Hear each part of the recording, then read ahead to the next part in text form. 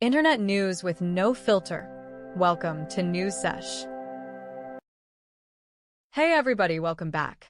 Today we're diving into a really important topic.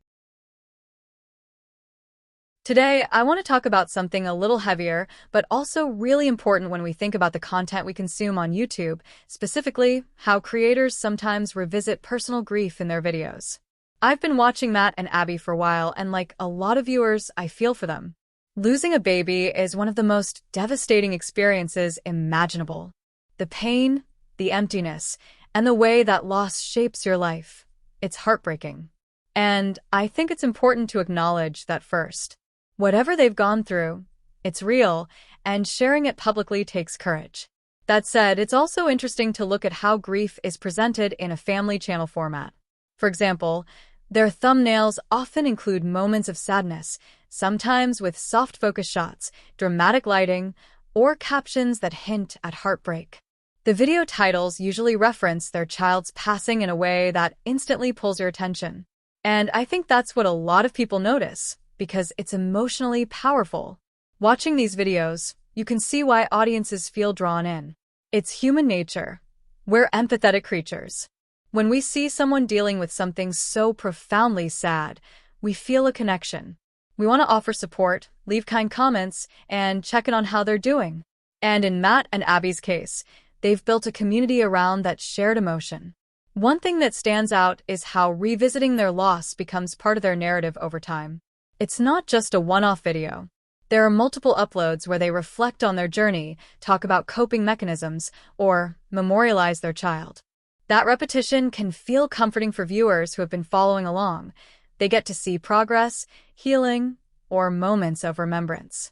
But at the same time, it's interesting to think about how revisiting grief over and over shapes the storytelling. Each video subtly frames the narrative, reminding viewers of what happened and inviting them to relive that emotional moment with the creators. From a viewer perspective, it can feel like a delicate balance. On one hand, you want to honor their experience, empathize, and engage in a supportive way. On the other hand, there's a part of the dynamic that's very YouTube. There's awareness of thumbnails, engagement metrics, and titles crafted to pull attention. And while I'm not saying anything negative about Matt and Abby personally, it's just natural to notice how public grief intersects with an audience-driven platform like this. What I also find compelling is the way Matt and Abby use their story to connect with people. There's a rawness in their videos, a sense of honesty, vulnerability, and openness that many creators shy away from. You can tell they're trying to share their feelings rather than hide them, and that's a big reason people watch. There's a certain courage in saying, "This is our reality, and we want to let you in." And I think that's an aspect worth celebrating, because it's not easy to put your personal pain on display for thousands of strangers. At the same time, it raises some questions about storytelling and audience expectations. For example, when a thumbnail highlights grief, it naturally attracts attention. And when a title emphasizes tragedy, viewers are more likely to click. That's not inherently bad. It's just a reflection of human psychology and how YouTube's platform works. Emotional hooks work because we respond to them.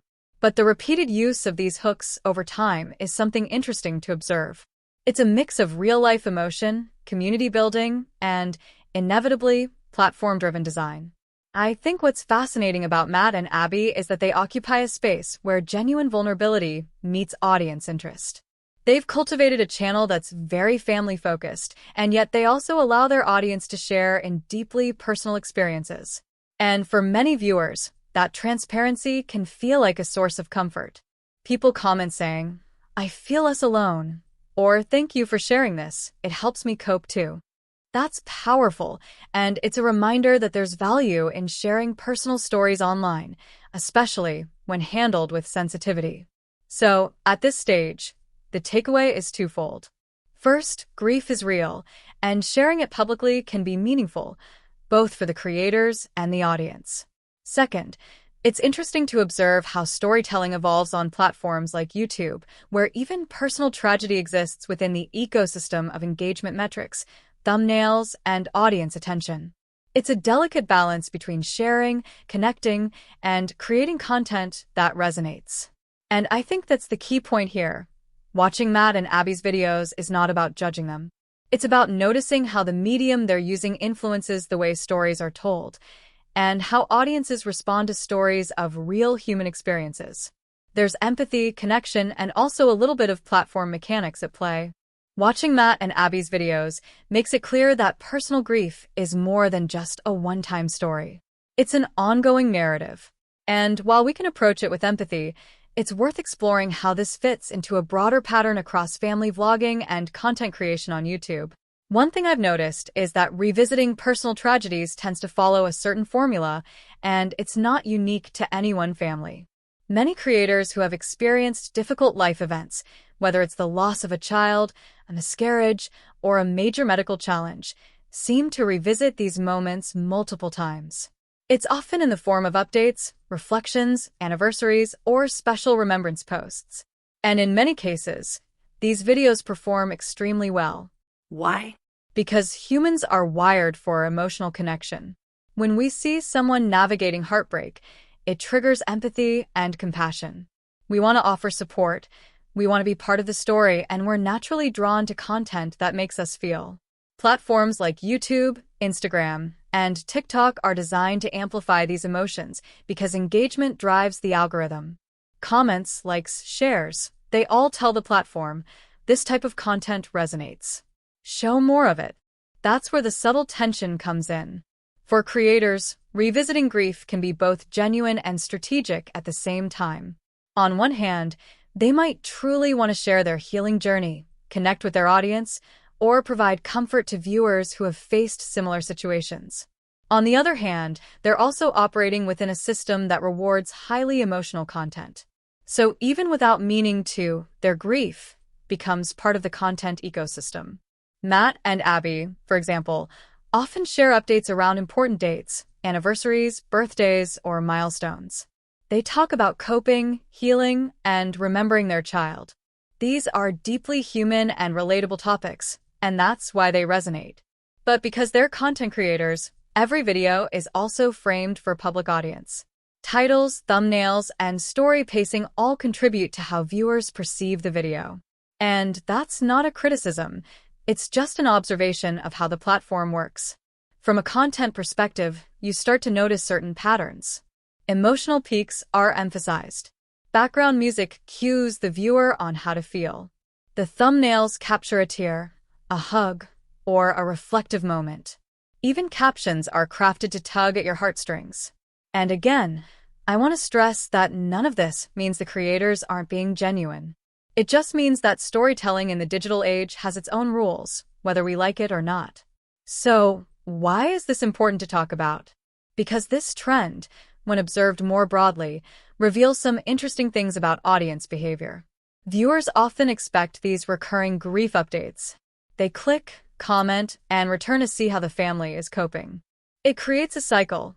The more a tragedy is revisited, the more attention it receives, and the more normalized it becomes as part of the channel's content rhythm. Now, this isn't inherently bad. Many families use these videos as a way to process their own healing, and they create genuine support communities for others who have experienced similar loss. The danger comes when it starts to feel repetitive or when the narrative structure shifts subtly toward audience expectations rather than personal reflection. That's when you notice the difference between a heartfelt story and content that's influenced by engagement metrics. Another interesting aspect is audience psychology. People often justify clicking on these videos as a way to empathize or learn. But research shows that repeated exposure to highly emotional content can have unintended effects. It can desensitize viewers to tragedy, create a sense of voyeurism, or even encourage a cycle of emotional consumption, where we watch someone else's pain more as a form of entertainment than a shared human experience. And here's the point where I start to get a little more critical, not toward Matt and Abby personally, but toward the broader trend. While revisiting grief can be meaningful, creators and audiences alike need to be aware of the mechanics of content consumption. The platform rewards emotional extremes. Repetition of tragic or difficult content increases engagement. And viewers, often without realizing it, reinforce the cycle just by watching and interacting. It's a tricky dynamic. We want to support creators. We want to witness authentic stories of human experience. But at the same time, we need to step back and ask ourselves, are we supporting healing, or are we reinforcing a pattern where tragedy is always public, packaged, and optimized for clicks? So far, Matt and Abby's videos remain largely empathetic, thoughtful, and reflective. But looking at the trend across family vlogging, you can see how repeated sharing of personal grief could become normalized and even expected.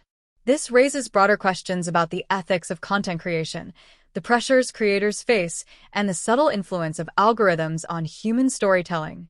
As we continue, I want to shift the focus even further, moving away from any individual creator and talking more generally about the trend of revisiting personal tragedies in vlogging culture. That's where the commentary gets sharper, the critique more analytical, and the discussion broader, covering how creators, audiences, and platforms all interact to perpetuate this cycle. All right, now that we've spent some time reflecting on Matt and Abby's videos in a light and empathetic way, let's zoom out a bit and look at the bigger picture. Across YouTube, there's a noticeable pattern where family vloggers, parenting channels, and lifestyle creators revisit personal tragedies repeatedly.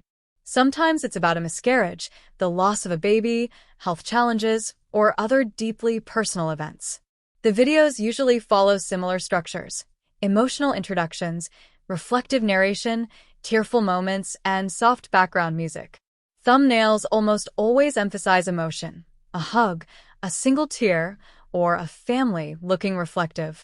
Titles tend to be designed to trigger curiosity and empathy, like "Coping with Our Worst Day Again" or "Remembering Our Angel." From a content strategy perspective, this approach is understandable. Emotional content works. It resonates. People watch it, comment, and share it. The algorithm notices this engagement and pushes the videos further. In essence, there's a built-in incentive for creators to revisit tragedy multiple times. And here's the interesting part. Even if the creators are genuine in their desire to share, this repeated focus can unintentionally normalize grief as content. Why does this matter? Well, audiences start to expect it. Once a tragedy appears in one video, viewers assume it will be referenced again. They comment, asking for updates, sharing their own experiences, or sending encouragement. And while that engagement is human and well-meaning, it creates a cycle where creators are subtly incentivized to keep revisiting the loss in content form. This isn't inherently malicious. Many creators genuinely want to share their healing process and connect with viewers who have faced similar experiences. But it does make us pause and think about the psychology of content creation and consumption. There's a feedback loop. Creators share grief, audiences engage. Algorithm rewards, creators continue sharing grief. And over time, this dynamic becomes normalized. It's important to understand why emotional content like this performs so well. Humans are wired for empathy. When we see another person experiencing deep emotion, especially grief, we experience what's called empathic resonance. We feel a fraction of what they're feeling. That's why these videos feel compelling. Platforms like YouTube take advantage of this by rewarding engagement. Emotional hooks, whether joy, outrage, or sadness, perform the best. That's why grief, when presented visually and narratively, becomes a reliable method for boosting watch time, comments, and shares. And here's a subtle nuance. It's not just about watching. Many viewers participate in a social exchange, commenting with sympathy, support, or personal anecdotes. That engagement adds to the sense of community, but also reinforces the idea that grief is a repeatable, consumable content type. This is where creators face a dilemma, balancing authenticity with audience expectations. They want to share, but the feedback loop of engagement can unintentionally influence how and when they share. This brings us to the ethical side of things. Sharing a traumatic experience is completely valid and can be therapeutic.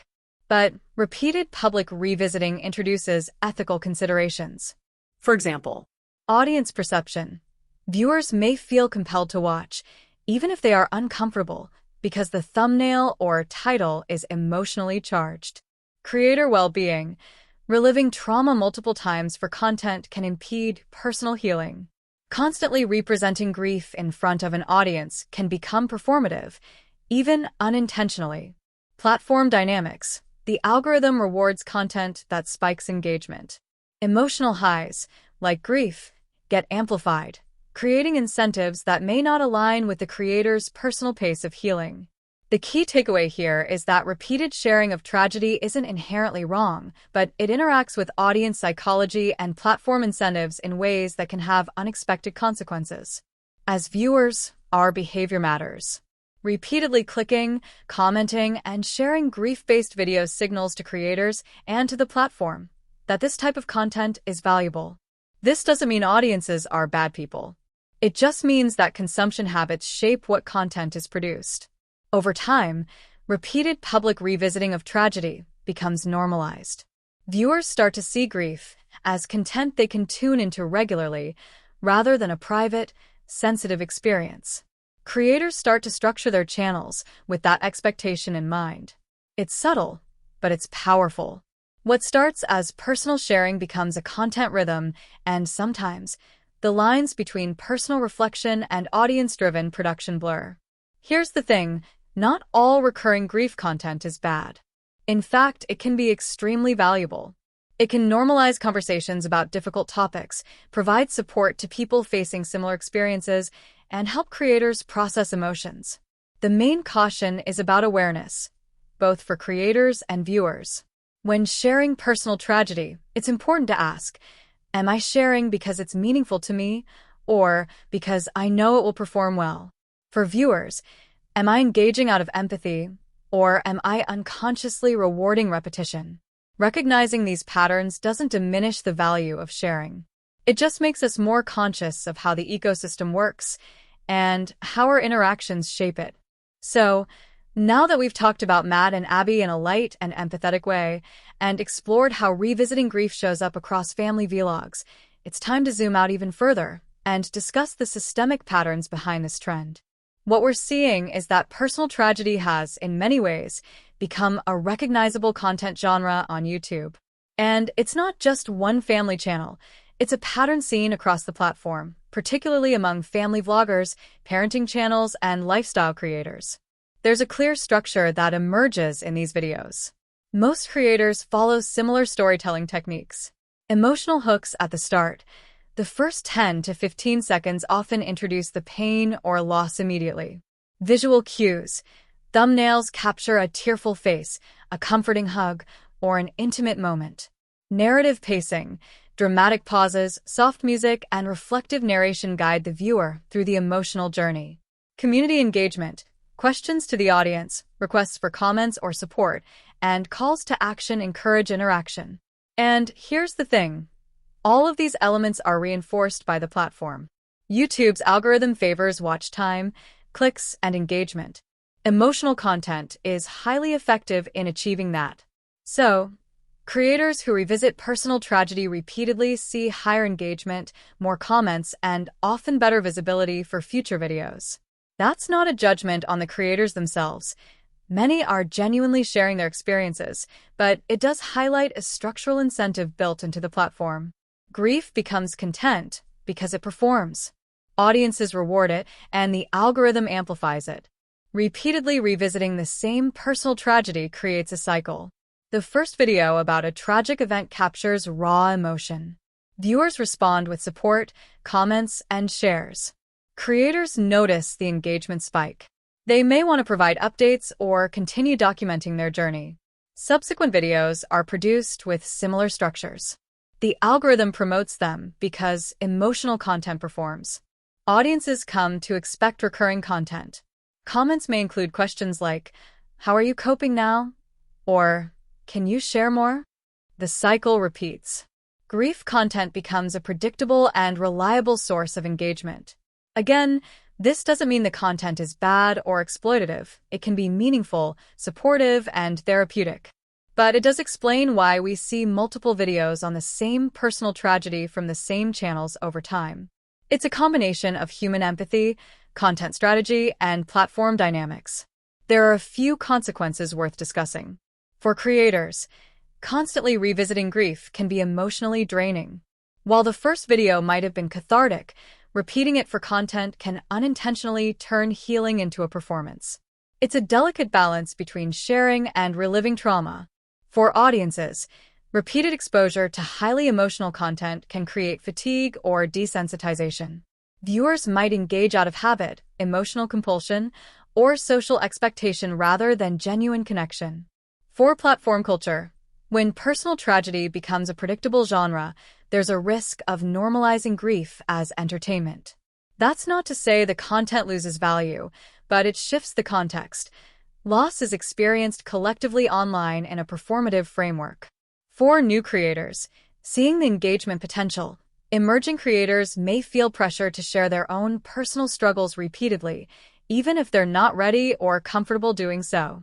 It's a subtle effect, but it shapes the broader ecosystem of family and lifestyle content on YouTube.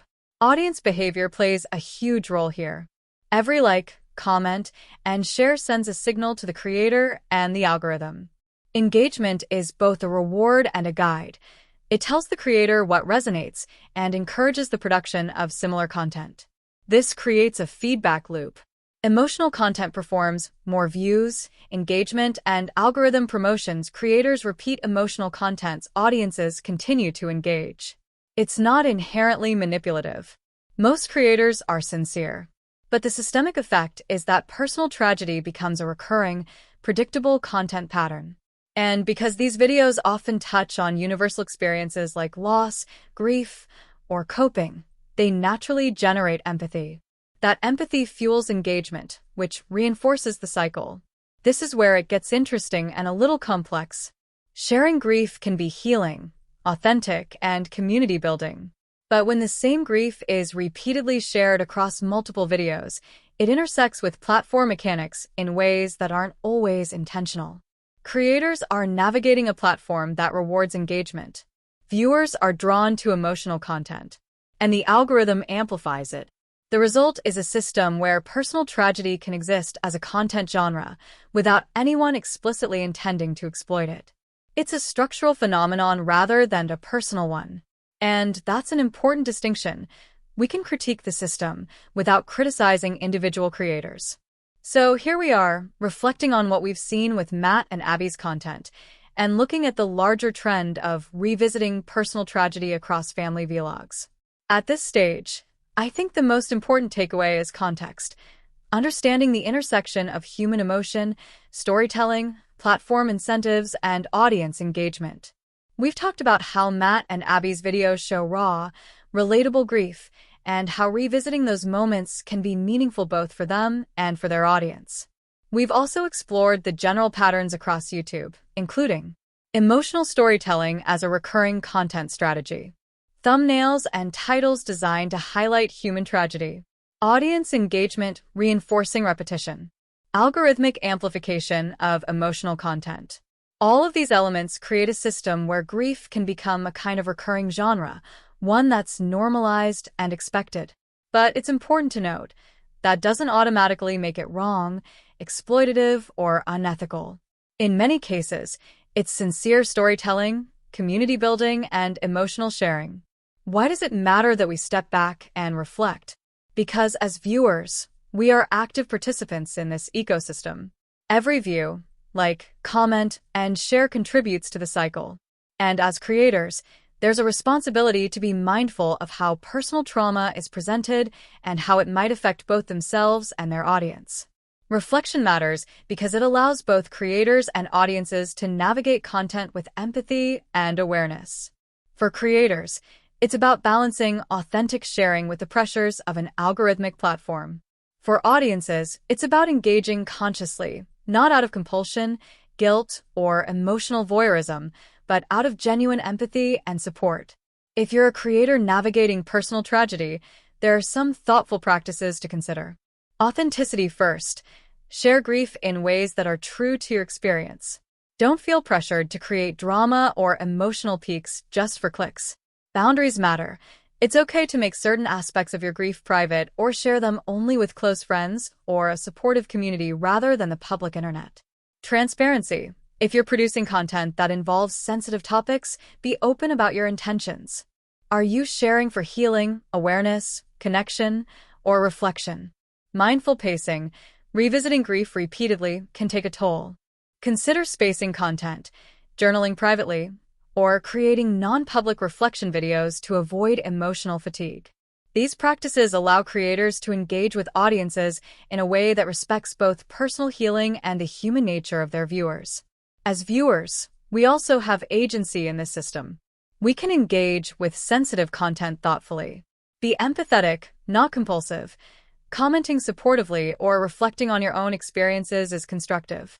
But avoid interacting out of habit or just to feed engagement metrics. Respect boundaries. Recognize that repeated sharing of grief doesn't exist solely for our consumption. Treat creators' stories with respect and compassion. Encourage healing-focused narratives. Support videos that provide genuine insight, coping strategies, or reflective storytelling rather than purely sensationalized content. The way we interact shapes what is valued on the platform. Conscious engagement encourages creators to share meaningfully while discouraging patterns where tragedy becomes a recurring expectation for views. Finally, it's important to remember the platform's role. Algorithms reward engagement, and emotional content often spikes metrics more than other types of content. This doesn't mean creators are doing something wrong. It's simply the reality of how content is distributed and amplified.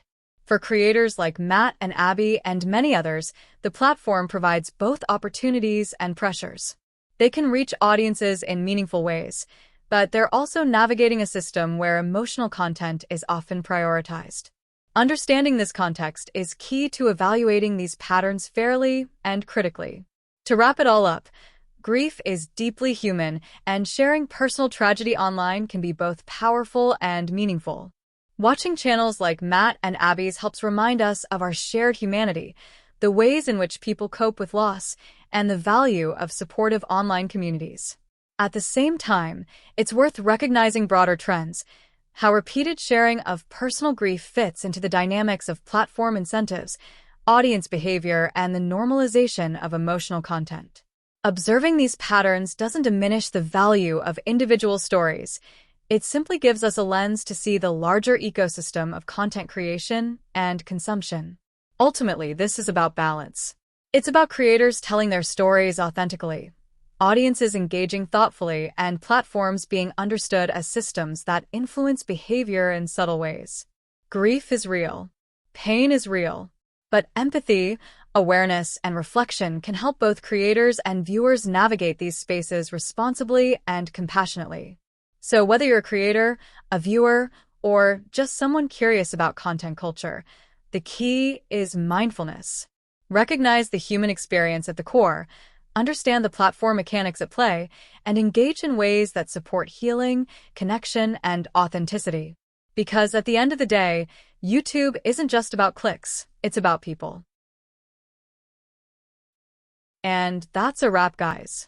Like if you did, subscribe for more fun. See ya!